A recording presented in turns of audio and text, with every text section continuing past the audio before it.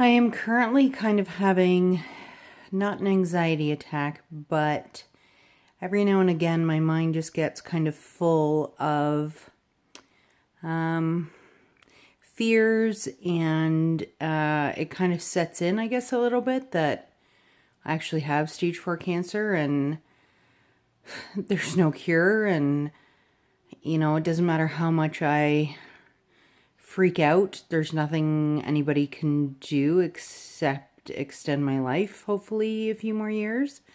I know when I was first diagnosed, I kind of felt like doctors were coming in and out, and I was seeing, oh my gosh, I saw my oncologist and a radiologist and a palliative doctor and medicinal marijuana doctor and an ENT and like a bronchial guy because my lungs suck.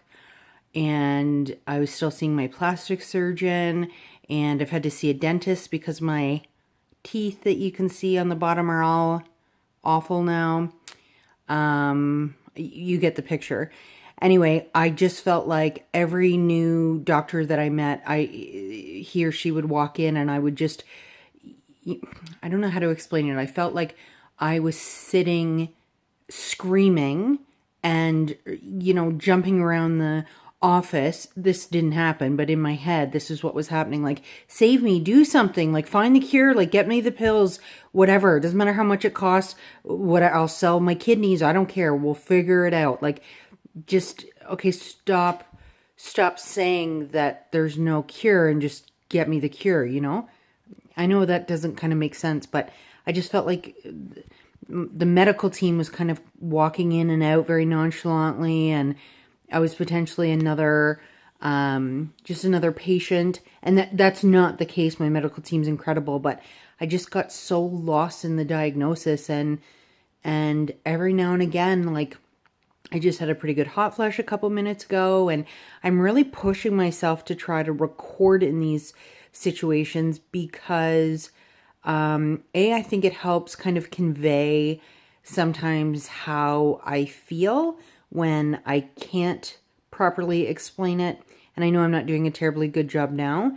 And yeah, like, I don't know. I have felt that it's very important to record these situations because when I was stage 2, I promised myself that if I was ever diagnosed again, that I would start recording kind of my experience. And I haven't been great at that. And this 100 Days of Gratitude is so important. And it's really helping my kind of frame of mind and helping me change my perspective. And, like, we are so lucky to be here. I can't even express that enough. Like, we have so many opportunities that so many other people don't have. And those other people have different opportunities than what I have. And, I'm so lucky. And I think sometimes when I hit that little red dot to start recording, sometimes it helps me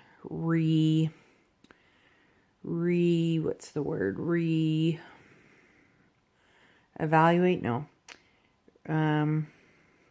This is also what happens to me, thanks to the clinical trial, is that my words are just gone. They are so gone. And anytime I say that, people say, oh, it happens to me all the time. No, I know what it's like to not have cancer and lose your words. And then I know what it's like to have cancer and lose your words. And it's different. It's different than that, oh, I walked in here for some reason, but I can't remember why. Like, Keith and I will be talking and I'll be in the middle of a sentence. Like, the words are coming out of my mouth. And as I say, like, word to word, I forget what I'm saying. I don't know how many times a day I'll say to Keith, I don't know what we're talking about. Like, he will say something to me, and I have just asked him a question. He responds, no idea. I have no clue what we're talking about. Or I was with my girlfriend the other day, and we were looking at pictures, and I'd look at them and pass them to her. So I would look at it and pass it to her, and she'd pick it up and she'd say, oh, I don't remember your hair being like that. And I'd say, I don't know what picture you're looking at. And she'd show me and I'd think, oh yeah. And then that probably happened, I don't know, 4 or 5 times. The chemo brain slash clinical trial brain, whatever you want to call it, is insane. It totally affects my everyday. I want to, I don't know, sometimes I kind of wish that I could wear a sign on me that says, like, please forgive me, and I'm an intelligent person, but I have cancer, and it fries my brain, I swear. Like, I think about work, I want to work so badly. I wish so badly that I could go to work, and between obviously my pain, and then my doctor's appointments, and the insomnia, and the side effects, I guess, like my stomach doesn't usually feel great, and my nausea, I get mouth sores all the time. I can go on and on and on. I don't even know what I'm talking about again. Something about going to work. Oh, this is exactly it. I wish I could go to work, but can you imagine, like, I had a managerial position. I won't get into the ins and outs, but I had some decent responsibility, and people relied on me. And if I just froze or didn't remember anything, or, couldn't properly allocate things, or, missed deadlines, or didn't respond to emails, or I thought I called you, or any of that stuff. I mean, like, we just take that stuff so for granted. And like I've said so many times, I feel like this 100 Days of Gratitude is so important for me, because I'm forcing myself, putting up my phone and turning on that little record button, and then I'm forced to be grateful for something. And as hard as cancer is, and I'm not even sure if this video really made sense, but as hard as cancer is, I'm so grateful.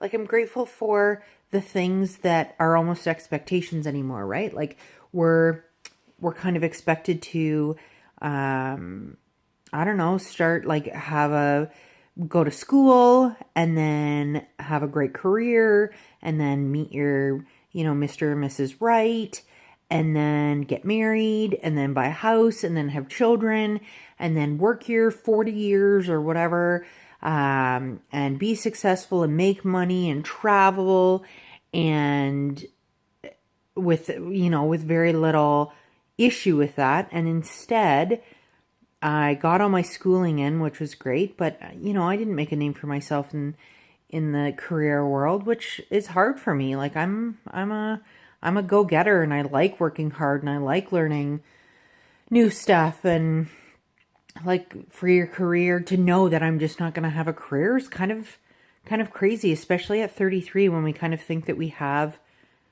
time, and I don't have that time. So I have to kind of come to grips with the fact that I'm not going to have a career, and that's a tough one for me. Also, not having children. I mean, that was the plan my whole life, as far as I can remember. I'm the youngest of 15 grandchildren on my mom's side, and so my oldest cousins who were having kids are sometimes closer in age to me, like their kids are closer in age to me than my cousins are. So my second cousins, or first cousins once removed, whatever the rule is, I'm closer to. And I mean, I just always loved babysitting and being with children and playing, and they're just so honest and innocent and sweet, and, not jaded. And I love kids so much, and not being able to have them is a tough one. That my career, I think I've let go of, but the not having kids thing is, that one cut pretty deep. Anyway, that's not, my point is to show gratitude and not to focus on what I don't have, and that seems to be what I'm doing. So this is just kind of one of those videos that my mind is just a little full, I think, today. And I just wanted to pass along that there are hard days, and if you're having a hard day, I get it. But there are always things to be grateful for, and today is no exception.